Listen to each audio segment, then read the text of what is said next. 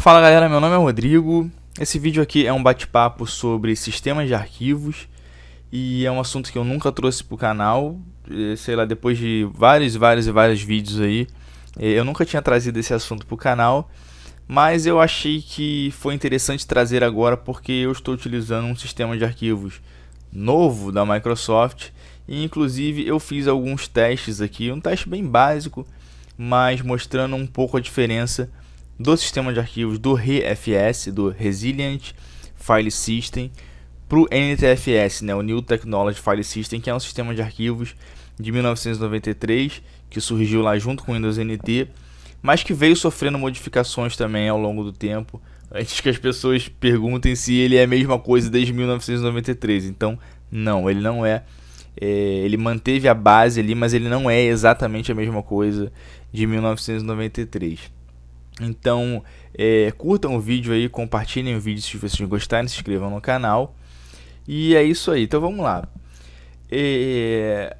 O vídeo é um bate-papo, então vamos tentar fazer umas explicações aqui. O que é um sistema de arquivo, cara? Sistema de arquivos é um conjunto de estruturas lógicas, né, que servem para, como se fosse uma API, que servem para ajudar o sistema operacional a organizar os dados que se encontram no seu disco, né? Nos discos ou nas mídias de armazenamento que você tem ali linkadas ao seu sistema operacional, como se fosse realmente um cara que fica lá na recepção de uma biblioteca e tu chega para ele, pô, eu quero o livro do Dostoiévski. Então o cara sabe que ele vai ter que ir lá na coluna D e ver lá os livros dos autores que começam com D, o Dostoiévski. Na verdade, não, ele é na F, né?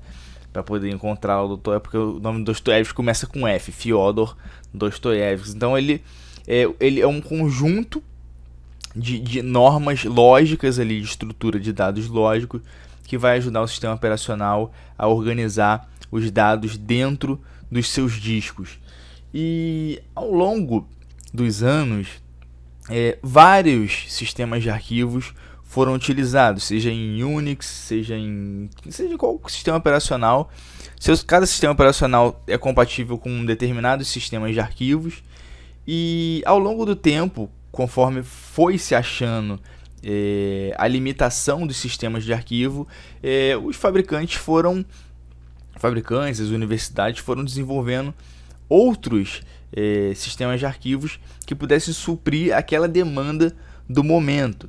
Então, a gente tem uma série de sistemas de arquivo bastante conhecidos aí, como o FAT12, que era utilizado lá no MS-DOS, o FAT16 também no MS-DOS, o FAT32 no Windows 98, o NTFS no Windows NT, a partir do Windows NT, e é utilizado até hoje. Agora o RFS novo da Microsoft, a gente tem o XT, que era o sistema de arquivos do Minix, que foi utilizado nas primeiras versões do Linux. O Minix era o sistema operacional do Tannenbaum, lá, que era muito parecido com a forma de funcionamento do Linux. E era como se fosse um Unix ali para quem estava começando. Então, até hoje existe o Minix, né? Não sei se é vendido hoje em dia, acho que hoje em dia já é de graça, mas na época o Tannenbaum usava para ajudar os alunos dele de ciências de computação. Então teve as evoluções do XT, foi o XT2 que passou a suportar journaling, por exemplo, porque às vezes você estava utilizando lá um arquivo, alguma coisa, e de repente você perdia, acabava a luz e você acabava corrompendo aquele arquivo. Então o journaling foi adicionado lá no ST2 e, por exemplo, você conseguia ter alguns bits de reparação de arquivos ali, onde você não perdia aquele documento que você estava utilizando lá. E depois teve o ST3, ST4, ZFS, XFS, HPFS, RazorFS, que foi do maluquinho lá que matou a namorada dele, e depois pararam de usar o sistema de arquivo porque só ele tinha, só ele desenvolvia a parada, mas diziam que era um sistema de arquivos que podia vingar, que ia vingar ou não, mas acabou não vingando. E vários sistemas de arquivo. E agora, na verdade, no Windows 2012, no Windows Server 2012, a Microsoft vinha prometendo um novo sistema de arquivos já há muito tempo a Microsoft vinha prometendo um novo sistema de arquivos. Então ela introduziu aí o RFS no Windows 2012 Server e um pouco depois no Windows 8.1. Ele não é um sistema de arquivos que vem nativo junto com o Windows, mas você pode utilizar ele na parte de dados, e ele é recomendado para ser usado na parte de dados. Deixa eu só ver se eu não estou esquecendo alguma coisa aqui que eu queria ter falado, mas eu acho que não. Talvez eu tenha pulado alguma parte da história aí, mas vamos seguir em frente. Bom, então vamos voltar um pouquinho lá no FAT16. O FAT16 ele tinha uma série de limitações. O FAT16 significa que você tem um endereçamento de dados lá de até 16 bits. Então ele tinha uma série de limitações, como o tamanho do nome do arquivo que você podia usar era muito pequeno. Se não me engano, era um negócio chamado formatação 8.3, que você só podia ter 8 caracteres ali, ponto a extensão. E era uma parada bizarra. Então ele tinha uma limitação quanto ao número de pastas que você podia colocar, quanto ao número, com o tamanho do arquivo. Por exemplo, se você tivesse um arquivo que precisasse endereçar mais de 16 bits de endereço de memória, você não conseguia fazer isso. Então, por exemplo, se você fosse botar um arquivo de um filme lá, por exemplo, eu tenho um filme aqui que são 6 GB, e eu vou botar isso num sistema de arquivos FAT16, ele não vai suportar esses 6 GB, porque ele suporta, se eu não me engano, de 2 a 4 GB, eu acho que dá isso daí no total. E depois veio o FAT32, que suportava endereços de 32 bits. Então isso daí já conseguia fazer você ter lá discos maiores do que 4 GB. E quando eu falo assim, isso foi coisa muito usada, né? Por exemplo, meu primeiro computador, meu primeiro HD, meu primeiro computador x86 lá, ele tinha 512 megas de HD, entendeu? E quando um parceiro meu, Tadeu, comprou lá, o Tadeuzão, comprou um HD de 1 GB na época, a gente ficou assim, caralho, é um espaço infinito, maluco, 1 GB nunca vai acabar, nunca vai acabar. E eu tinha um HD Quantum lá de 512, depois meu pai comprou mais um HD de 240 megas, e era assim que as coisas funcionavam. Então o FAT16 era suficiente para aquela época, para quem utilizava o Windows, no caso, e para quem utilizava lá a XT, no caso do Linux, e por aí vai. Então, quando veio o FAT, quando os discos começaram a ficar maiores, que fizeram? Lançaram o FAT32, o File Allocation Table, né, o FAT. Então, você já conseguia ali ter discos até 2 teras, se eu não me engano, até discos até o tamanho de 2 teras, ou um pouco menos, não sei, acho que até 2 teras, tem que fazer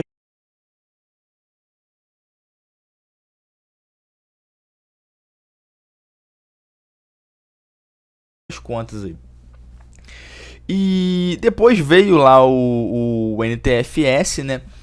Por conta da Microsoft querer lançar um sistema muito seguro. Então o grande trunfo do NTFS ali era você poder escolher lá o tamanho do seu cluster, o tamanho do bloco da sua estrutura de arquivos. Como é que funciona um bloco? Vamos lá, se eu tenho um bloco de 4, o NTFS, ele vai de 4 até 512, e existia muitas pessoas que formatavam os blocos, né? Quando você formatava, você escolhia o tamanho do bloco, você escolhe o tamanho do bloco até hoje, e as pessoas utilizavam blocos grandes, porque isso te traz uma agilidade ali na hora da busca e da escrita com arquivos grandes. E como é que funciona lá um bloco? Quando você tem um dado, o que é um dado? Por exemplo, como eu vou explicar um dado? Um dado, 26 anos. 26 anos é um dado. O que é uma informação? Um conjunto de dados. Rodrigo Baltar, 26 anos, profissão, jogador de futebol. Isso é uma informação. Então essa é a diferença de informação para dado.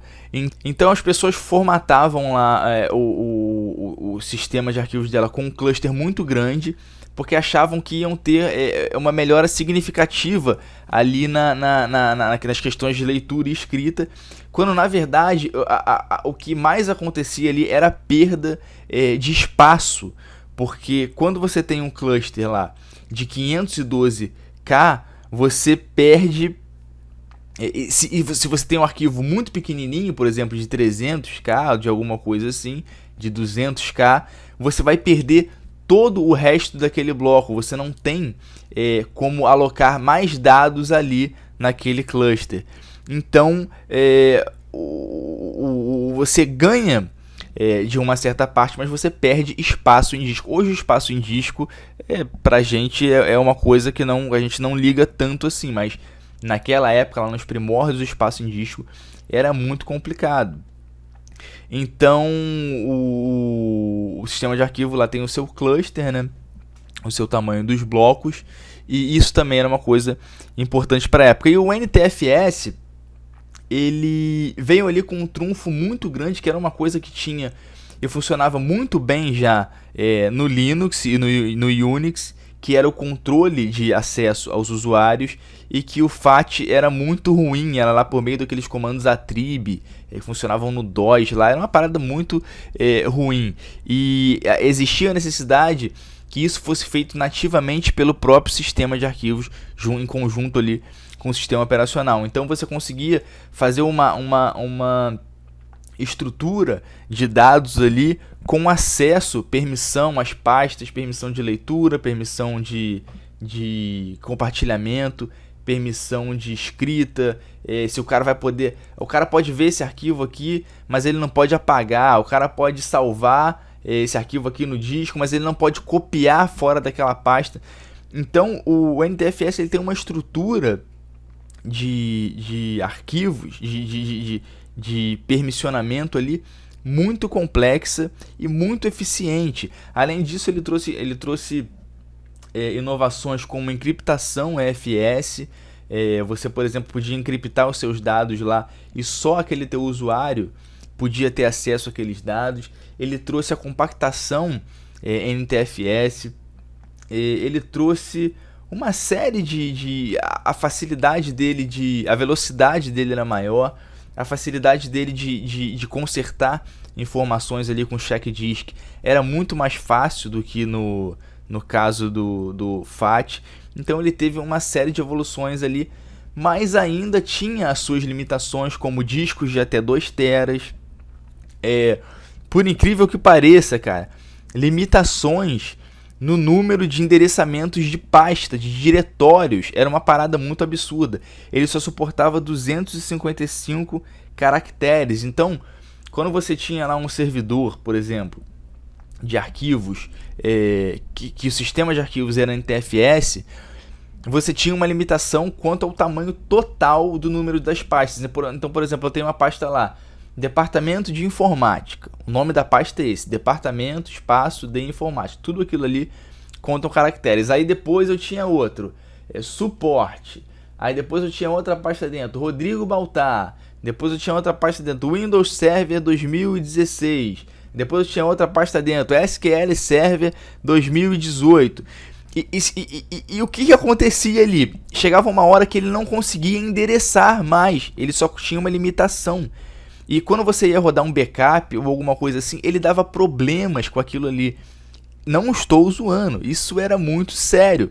Você utilizava ali um Arc Server, um backup exec, algum programa para fazer o backup dos arquivos, e a parada embananava toda quando vinha, e a Microsoft lançou atualização em cima, mas de vez em quando isso embananava.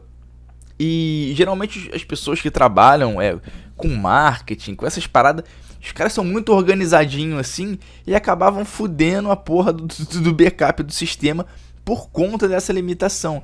Agora com o RFS, meu irmão, acabou essa porra. Você pode endereçar ali, eu até anotei aqui, 18.4 vezes 10 a 18, uma parada da ordem de, sei lá, de 2 elevado a 80, que é infinito, meu irmão. É infinito, você pode endereçar lá o número de pastas, de caracteres, infinitamente.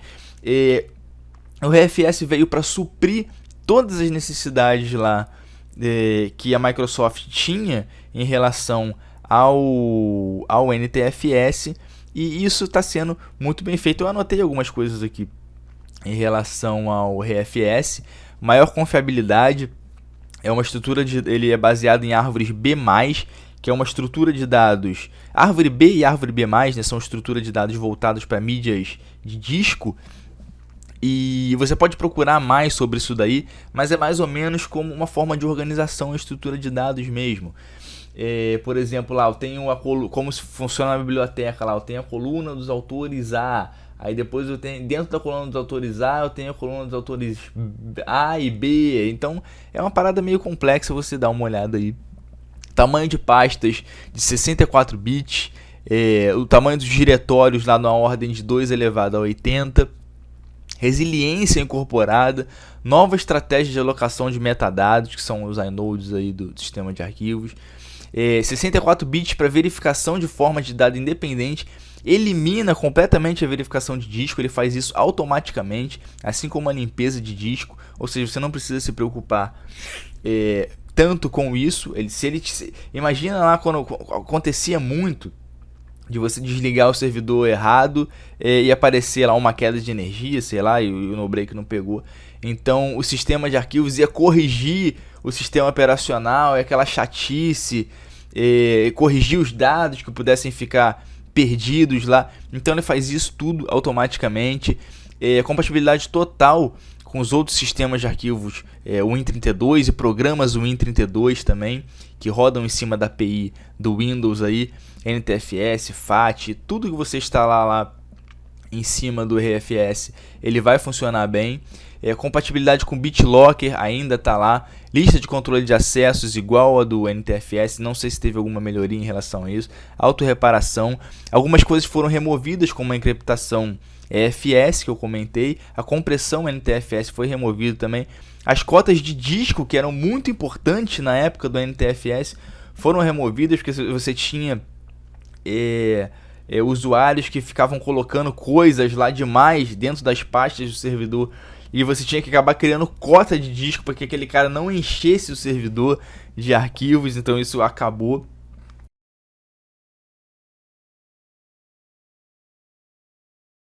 E ele é um sistema de arquivos voltado para grandes volumes de dados, como por exemplo máquinas virtuais, né? E ele é bastante utilizado lá em conjunto com o Storage, acho que é Storage System lá da Microsoft, que ela vem implementando isso desde do 2012 lá, que é uma forma mais fácil de você fazer RAID, de você controlar os discos dos sistemas. Tem uma integração com o Hyper-V, que é o hypervisor da Microsoft. Então é o virtualizador ali que roda no metal da Microsoft. Então ele tem uma série de vantagens em cima do NTFS. O desempenho dele, comparado aos sistemas de arquivos Bambambam do momento, ZFS lá, que é um sistema de arquivos da Sun, desenvolvido pela Sun, utilizado no Solaris, utilizado no Red Hat Enterprise, utilizado em uma série de distribuições Linux que a gente tem, e o BRTFS, ou BTRFS, que é BRTFS, que é o sistema de arquivos da Oracle, né, utilizado, sei lá, no Oracle Linux, também no Solaris hoje em dia, que também passou a ser da Oracle. E o RFS se mostrou um pouco mais rápido em relação a isso, tem artigos sobre isso. Só que a diferença também não é tão significativa ali, ele tem outras coisas, eles são concorrentes, entendeu? Eles são concorrentes. A Microsoft precisava de um sistema de arquivos novo para lidar com a quantidade absurda de dados que a gente tem hoje em dia com sistemas virtualizados, e ele veio como uma resposta, como uma evolução do NTFS, embora ele seja um concorrente lá do XFS, do ZFS, do BRTFS. Então agora a gente vai lá para a minha maquinazinha virtual, onde a gente vai fazer um teste aqui dentro da máquina virtual, onde eu vou ver se existe uma diferença de velocidade entre o NTFS e o RFS. Então vamos lá para minha máquina virtual, é nóis, vamos lá.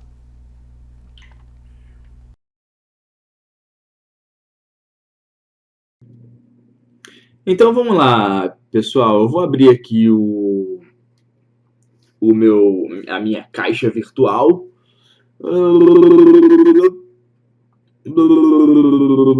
É porque as minhas paradas estão dentro essas outras máquinas virtuais aqui, os Zabbix, pfSense, Windows 10, elas estão dentro do meu HD externo. Mas eu preparei aqui o Kali. Caralho, volta no Usa Linux! Mas tem umas paradas aqui loucas aqui no meu computador. Então eu vou iniciar aqui o meu Windows 10, mas eu vou mostrar aqui para vocês na configuração antes do armazenamento. Eu criei aqui esse meu disco principal aqui. Ele está num HD, num RAID meu. E esses outros dois discos aqui, NTFS e RFS, eles foram montados no meu SSD. Então eu vou iniciar o sistema. Vamos lá.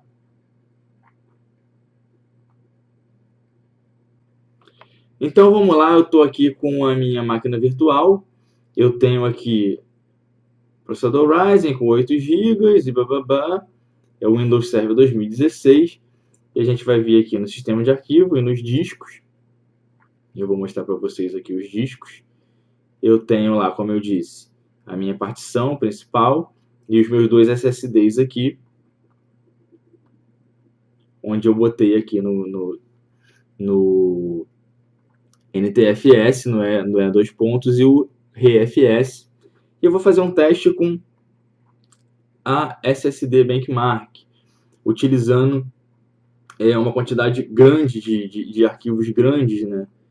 Vou botar aqui 5 GB. Então, o E2 pontos é o NTFS. E o outro aqui é o RFS.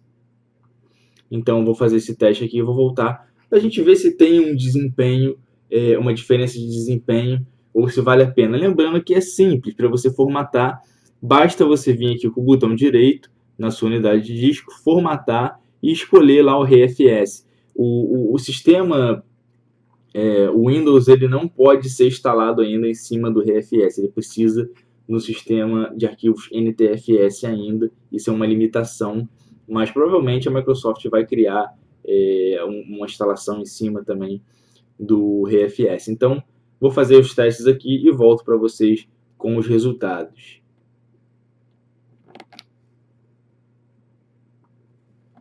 Então, voltando aqui com o resultado final do teste, o da esquerda, NTFS, o da direita, RFS, eu não consegui fazer com 5 GB porque a minha partição é muito pequena, são apenas 10 GB, eu não consegui fazer, provavelmente eu preciso de espaço para poder gravar aqui os dados e não conseguiu, então eu tive que fazer com 3 GB. A gente pode ver que uma leve vantagem para o RFS, tanto na gravação sequencial, aqui em 4K ficou mais ou menos elas por elas, e aqui no 4K 64 um pouco melhor também para o RFS, e no tempo de acesso mais ou menos a mesma coisa ali, um pouco mais, tempo de acesso um pouco maior, mas no score final o RFS ganhou. Então eu recomendo que vocês, caso tenham uma partição de dados, e eu senti sim uma pequena melhora, o único jogo que eu estou instalado aqui no momento é o Zelda, o emulador, e o Evil Within 2, e eu senti sim uma melhora nos acessos do HD. Pouca coisa, mas eu senti. Se está relacionado a eu ter formatado o sistema, eu ter formatado o HD, blá blá blá, eu não posso afirmar, mas aqui vocês conseguem ver uma comprovação de que o RFS é um pouco, ele é ligeiramente mais rápido e tem os mesmos benefícios que tem implementados já no NTFS. Então eu recomendo que se você tem uma partição de dados, use o RFS, porque é o sistema de arquivos mais novo e já confiável. Ele teve uma atualização já na última versão 17.09. Eu estou usando uma versão Insider aqui do Windows Enterprise, mas na última versão ele já teve uma atualização. Então, pessoal, grande abraço. Essa foi a minha colaboração aí falando sobre o sistema de arquivos. Dá aquele like aí para ajudar, compartilhe o vídeo se você gostou. Tamo junto, é nóis e até a próxima. Falhou!